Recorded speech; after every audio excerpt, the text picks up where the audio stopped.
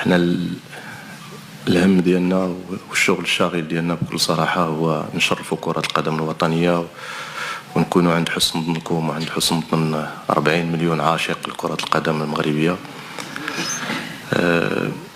المقابلة في حد ذاتها كما تنقول أنا دائما فهي مقابلة مهمة.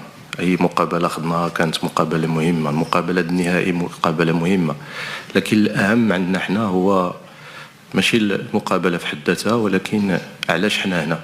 حنا هنا من أجل أننا نرجعوا بلا كوب إن شاء الله الرحمن الرحيم بعون الله وفضله، وحنا هنا من أجل تشريف كرة القدم الوطنية كيف ما ذكرتوا، باش كرة القدم تبقى في الإشاعة ديالها، باش كرة القدم تبقى في هذه النهضة اللي هي فيها، تبقى في التطور اللي هي فيه. وكما تنقول دائما ما شبعناش رغم هذا الشيء اللي تحقق كامل واللي كان مهم وكان وراءه ناس كثار وعمل كبير.